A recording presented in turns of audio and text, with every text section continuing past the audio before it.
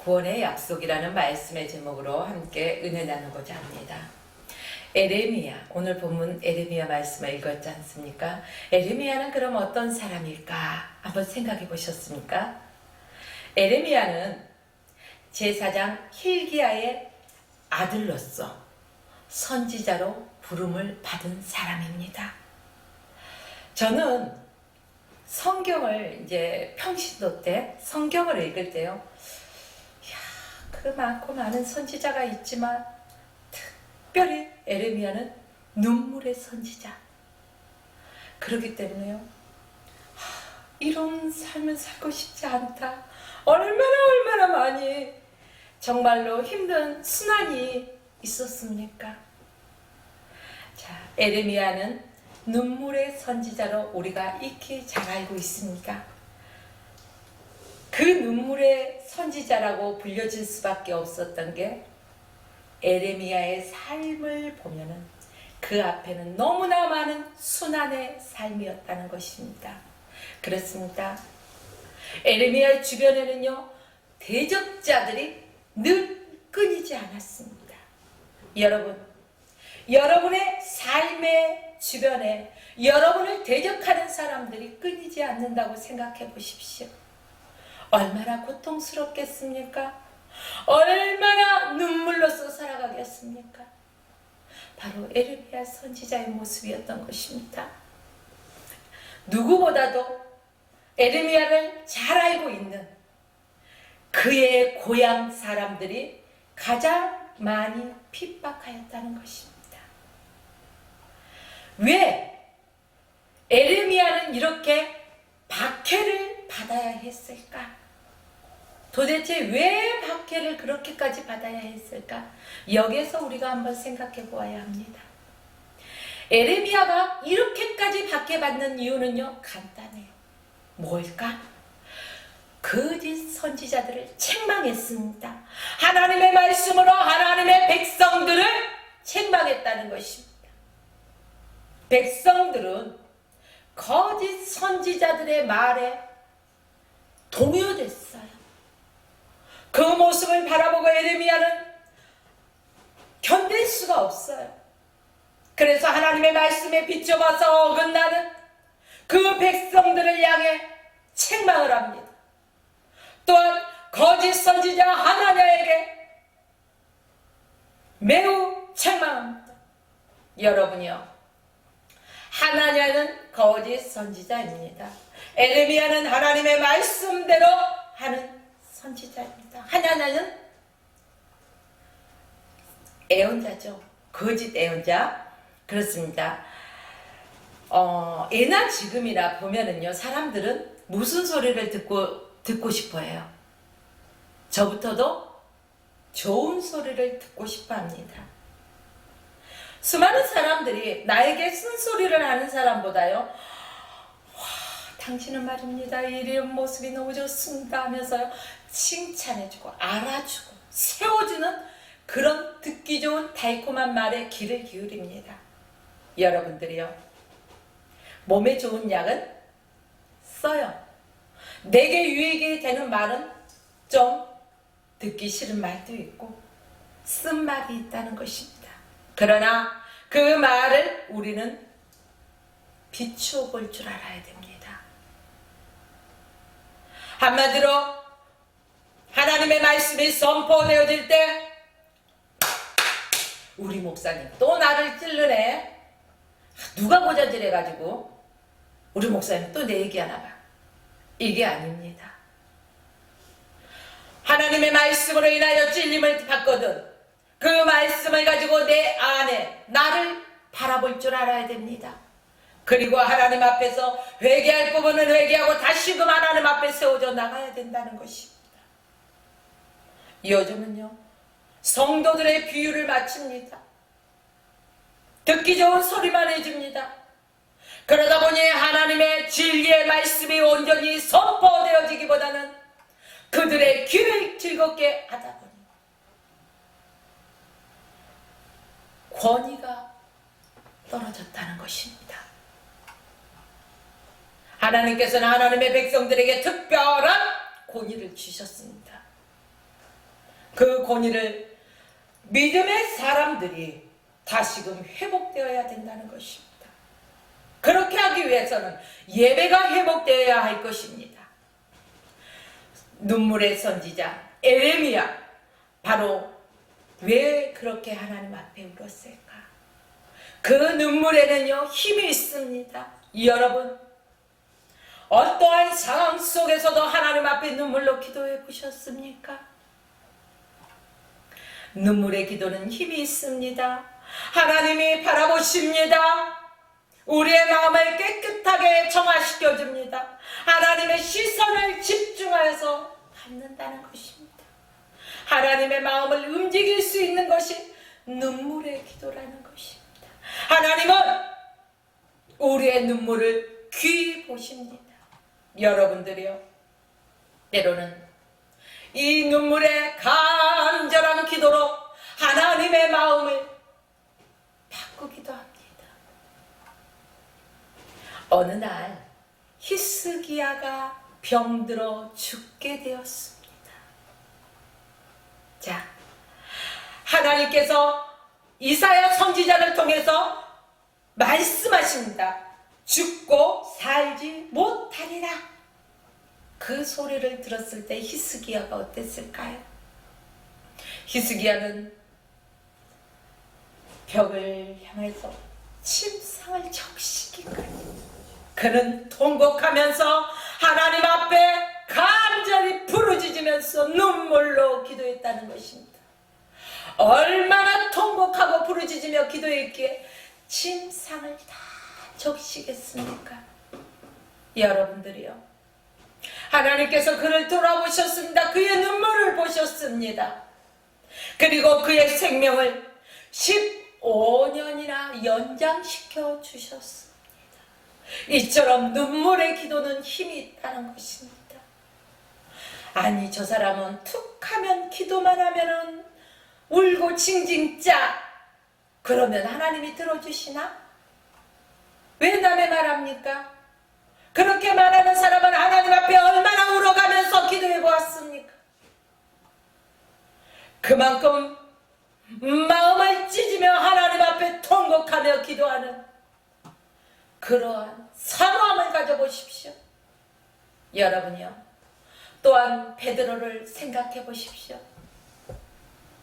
자, 베드로는 주님이 말씀하셨던 것처럼 3번씩이나 주님을 부인했습니다. 그때 무엇이 울었습니까? 닭이 울었습니다. 꼬끼요 하고 닭이 웁니다. 닭이 울 때 주님이 하시는 그 말씀이 생각이 나서 베드로는 참을 수 없어서 뛰쳐나가면서 하나님 앞에 통곡하면서 눈물로 기도했습니다. 여러분이요, 히브리서 5장 7절 말씀에 보면은 그는 육체에 계실 때 자기를 죽음에서 능히 구원하실 이에게 심한 통곡과 눈물로 간구와 소원을 올렸고 그의 경험하심으로 말미암아 들으심을 얻었느니라. 이렇게 성경에 기록되어 있습니다. 여러분, 주님도 기도하실 때는요 눈물로 기도하셨다는 것입니다. 그만큼 간절함이 있었고 사모함이 있었다는 것입니다. 여러분, 우리가 입술로만 주님 앞에 형식적으로 기도하면은요 5분 10분 하면은요 기도할 게 없어요. 그러다 보면 했던 말 또 하고 또 하고 반복 청취, 허공을 치는 기도. 그러나 오늘 여기에서 말하는 그 눈물의 기도는 깊은 기도라는 것입니다. 여러분이요, 주님 앞에 내 심령을 토하는 그러한 중심의 기도를 드리십시오.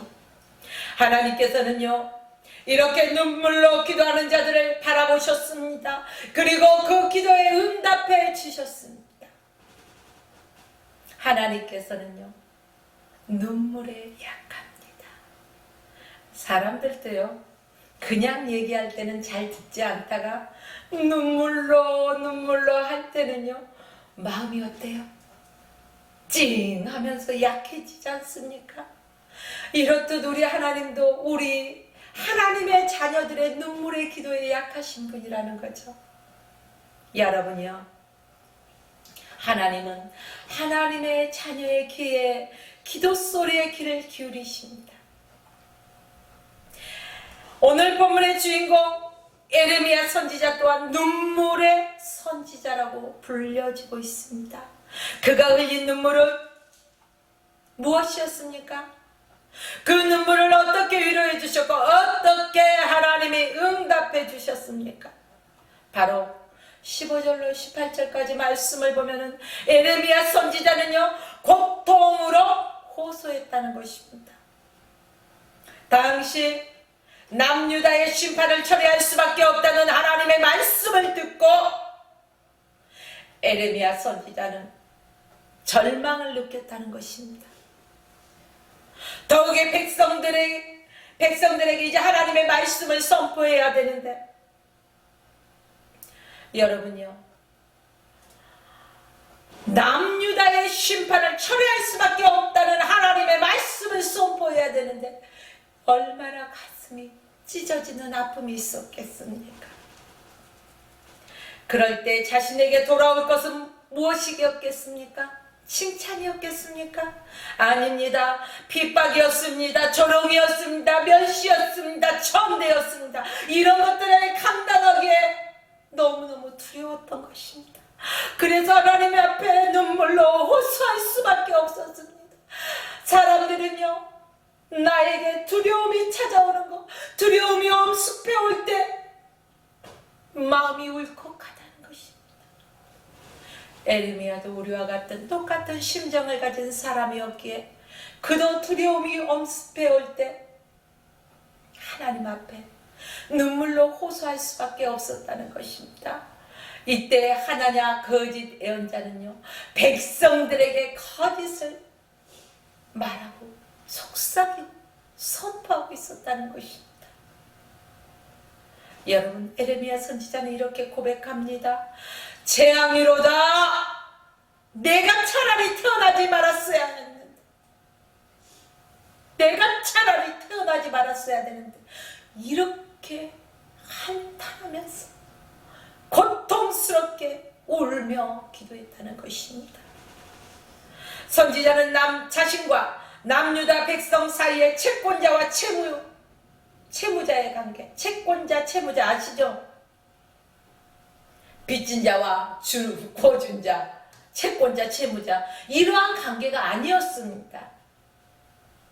자, 그럼에도 불구하고 채권자와 채무자의 비유로 말하고 있습니다. 에레미야 선지자는 그 자신을 저주하는 그 백성들 향해서요, 그 내적 갈등을 일으킬 수밖에 없었습니다. 여러분, 우리가 하나님의 말씀을 선포하고 참된 복음의 진리를 전하다 보면은요, 때로는 핍박을 받습니다. 조롱을 받습니다. 멸시를 받습니다. 그럴 때 여러분들의 심령이 어떻습니까? 오늘도 나에게 상급이 쌓였구나, 할렐루야, 기쁘도다 하십니까? 아니면 마음이 찢어지듯 아프십니까? 그 소리들이, 조롱하는 소리들이 귓가에 맴맴 돌아서 두렵습니까? 우리는 하나님 앞에서 이러한 내적 갈등을 일으킬 필요는 없습니다. 왜일까요? 하나님을 믿으면은 우리가 철저하게 그분 앞에서 그분을 신뢰하면은 두려워할 게 없다는 사실입니다. 사실 에레미야 선지자는 동족의 멸망을 전해야 할 괴로움입니다. 누구든지 좋은 소식, 좋은 말은 서로가 가서 전해주고 싶어 합니다. 그러나 멸망의 소식, 이렇게 안 좋은, 불운, 이러한 나쁜 소식은요, 지가 해. 나는 못해. 서로 미룹니다. 그러나 에레미야 선지자에게는 미룰 대상이 없었어요. 하나님 하나님께서 맡겨주신 대로 또한 선포해야만 했던 것입니다. 그러니 그 마음이 얼마나 괴롭겠습니까?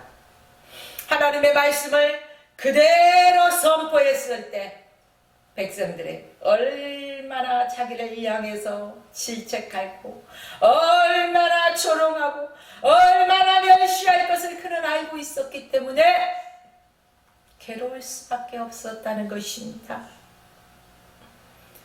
여러분, 에레미야 선지자는 자신의 사명에도 괴로워하면서 끝까지 성실하게 그 사명을 감당했다는 것입니다.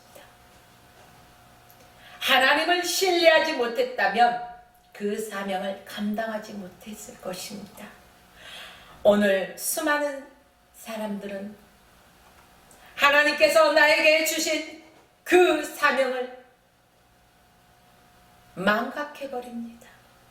내 삶의 환경에서 주어진 여건 속에서 들어맞지 않다 보면은요, 금방 실망하고 낙심하고 누가 무슨 소리를 할까 그 소리의 두려움에 회피합니다.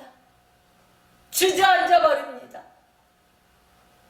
행여라도 이 방송을 듣고 계시는 여러분이요, 하나님께서 나에게 부여하신 사명을 잃어버렸다면 다시금 이 시간에 하나님 앞에 무릎 꿇으십시오.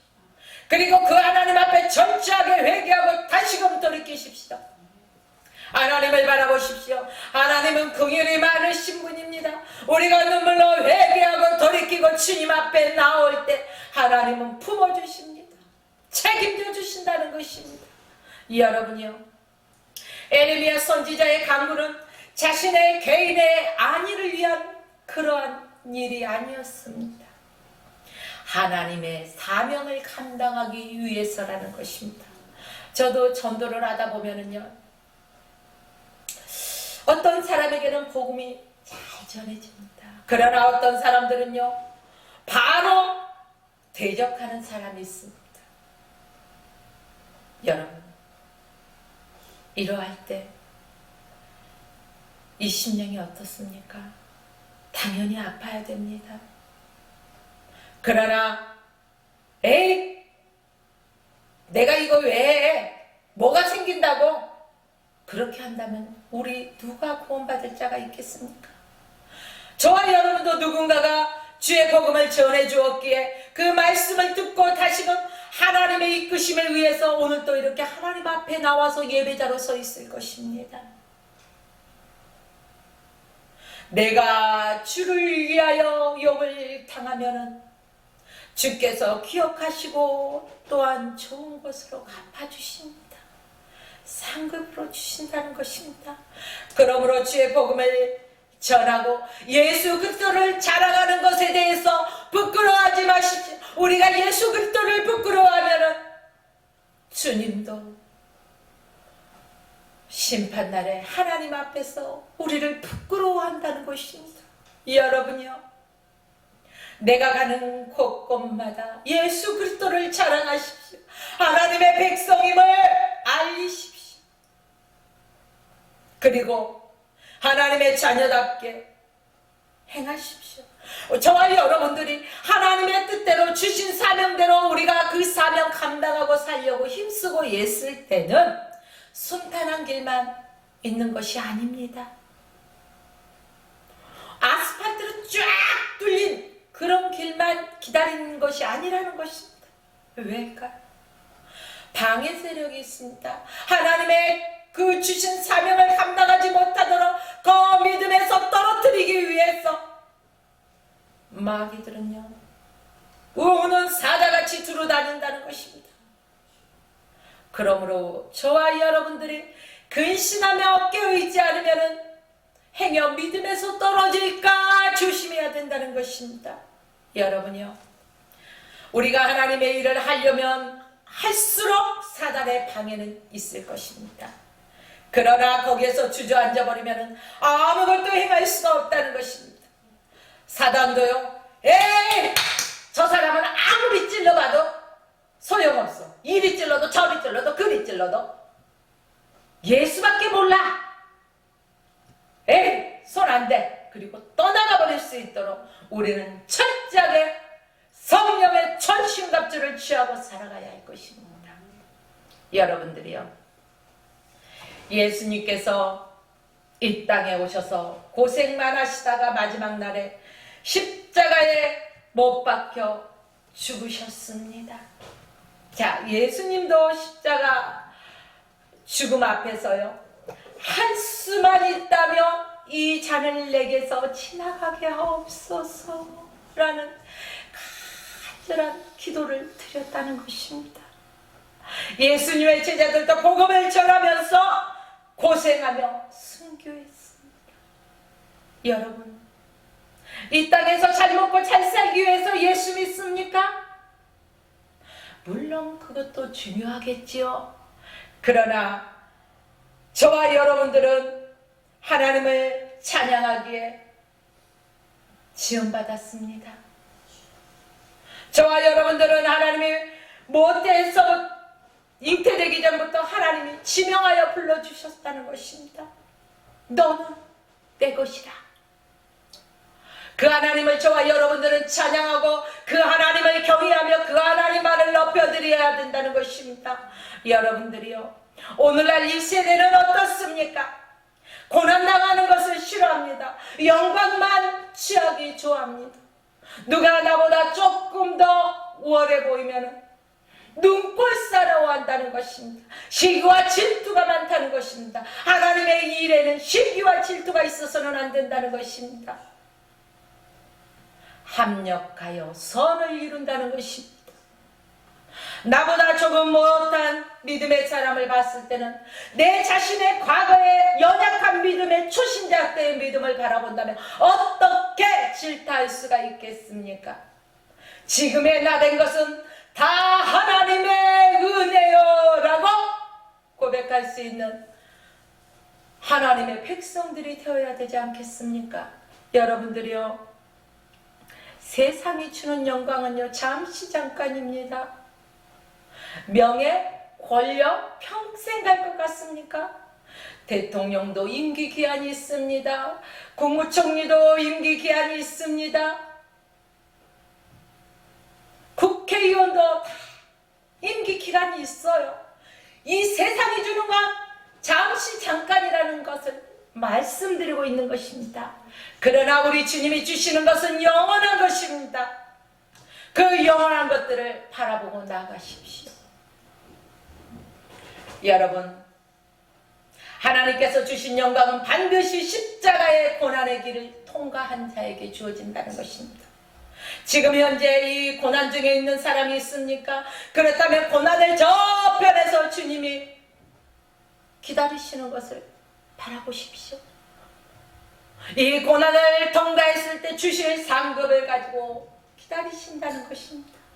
그렇기 때문에 고난은요, 잘 포장된, 고난이라는 것으로 포장된 그 안에를 열어보면 무엇이 있어?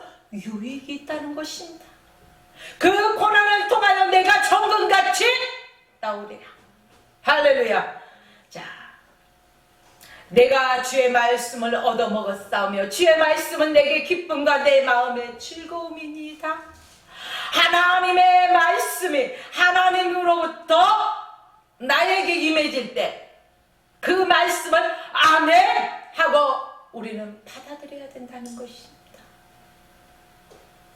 자신이 선포한 하나님으로부터 온 말씀, 여러분, 하나님의 사명자는 오직 하나님의 손에만 붙들려야 된다는 사실을 기억하십시오. 그러기 위해서 너무 기뻐해야 된다는 것입니다. 나 같은 사람을 하나님께서 선택하시고 하나님께서 그 수많은 하늘의 별과 같이 바다의 모래와 같이 많고 많은 사람들 중에 나를 택정하셔서 사명을 부여하신 것에 대해서 기뻐해야 된다는 사실입니다. 여러분, 하나님의 손에 붙들림 받기 위해서는요, 하나님과 자주 1:1 대면이 필요합니다. 이 말씀은 하나님과 나와의 관계가 아주 밀접한 관계가 되어야 된다는 것입니다. 여러분들이 사랑하는 사람, 생명처럼 사랑하는 사람을 생각해 보십시오. 보고 있어도 또 보고 싶고 또 보고 싶은 게 그런 거 아닙니까? 바로 하나님과 나 사이가 그래야 된다는 것입니다. 예수님도 이 땅에 계실 때 겟셋마네 동산에 올라가셔서요, 하나님과 만남의 시간을 가지셨습니다. 예수님이 습관처럼 기도하셨다는 것입니다. 여러분, 습관이라는 것은 하루아침에 생기는 것이 아니라 내가 지속적으로 행할 때 습관이 되는 것입니다. 기도도 습관이 되어야 된다는 것입니다. 에레미야 선지자는 유다 백성의 일원으로서 유다 백성들과 같이 하나님의 징계받는 것 두려워할 수 있습니다. 사람이니까. 에레미야 선지자는 유다 백성들과 그러나 다르게 하나님의 은혜를 구했다는 사실입니다. 자신의 고통을 솔직하게 하나님 앞에 고백합니다. 두려우면 두렵습니다. 떨리면 떨립니다. 아프면 아픕니다. 하나님 앞에서는요, 우리의 자신을 가려서는 안 됩니다. 내 죄된 모습이든 어떤 모습이든 하나님 앞에 그대로 드러내놓고 하나님께 용서받을 건 용서받고 치유받을 건 치유받고 모든 것이 하나님 안에서 이루어져야 된다는 사실입니다. 성도의 기도는 세상에서 복받는 것보다 세상에서 구별하여 살 수 있는 하나님의 백성들로 살아갈 수 있도록 하나님 붙들어 주시옵소서 라고 기도할 수 있어야 됩니다. 세상에서 심판받기에 그러한 그 모습으로 살아가는 것이 아니라 하나님 앞에 순종하는 그러한 세상을 이기는 자의 모습으로 살아가야 할 것입니다. 이것은 세상과 구별된 자의 삶을 살아갈 때 가능하다는 것입니다. 또한 19절에서 21절 마지막 절 말씀까지는요, 하나님의 위로하심과 또한 하나님의 격려하심이 있다는 것입니다. 에레미야 선지자에게 백성들 입장에 있지 말고 하나님 편에 서 있으라고 말하고 있습니다. 자, 하나님 편에 서 있으라. 사명을 감당하면서 백성들의 안타까움을 생각하며 하나님의 말씀을 전했던 에레미야 선지자에게 하나님께서 너는 내 편에 서 있어라. 여러분, 오늘 이 시대를 살아가고 있는 저와 여러분도 하나님 편에 서 있어야 될 것을 믿으십시오. 내가 만일 헛된 것을 버리고 귀한 것을 말한다면 너는 나의 입이 될 것이라. 헛된 것이 무엇입니까? 타락된 것을 버려버리고 귀한 것을 말할 수 있는 하나님의 복음을 선포할 수 있는 그러한 입을 가지라는 것입니다. 그들은 내게로 돌아오려니와 너는 그들에게로 돌아가지 말지어다. 인간의 편에서 사명 감당한다면 그것은 인간의 종이지 하나님의 종이 아니라는 것입니다. 한마디로 오늘날 목회자들이, 물론 그렇지 않은 목회자분들도 수없이 많이 계십니다. 그러나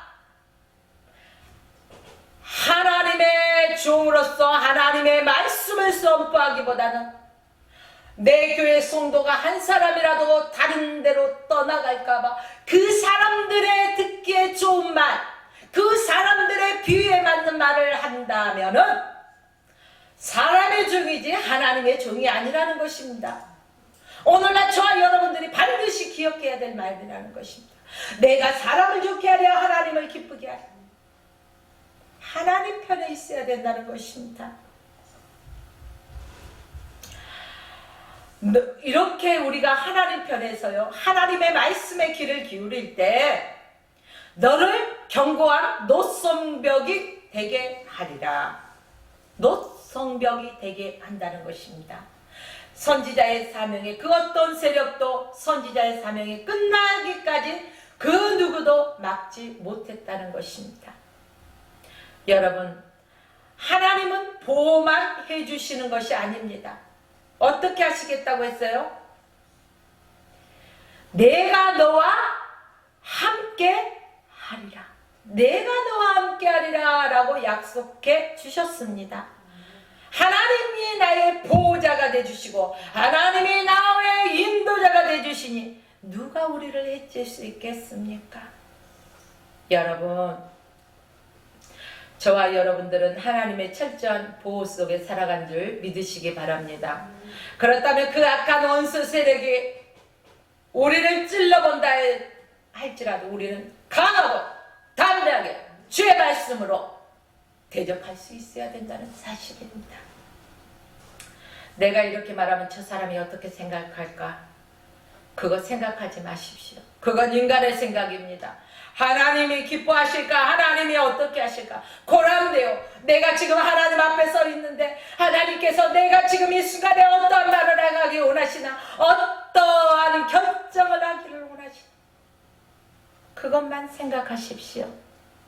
우리가 철저하게 예수 그리스도 안에서 하나님 안에서 하나님의 보호하심 속에서 살아간다면 오직 예수만이 나의 피난처가 되주시고 또 내 가정도 내 자녀도 내 사업도 하나님이 든든히 세워주심을 믿으십시오.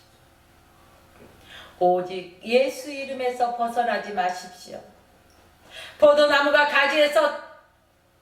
포도나무 가지가 나무에서 떨어져 버리는 순간부터 그는 말라버리고 생명력을 잃어버리듯이 우리 믿는 자들은 예수 그리스도를 떠남과 동시에 말라지고 영향력이 없고 세상 사람들의 입방하여 오르락 내리락 하며 짓밟힐 뿐이라는 것입니다.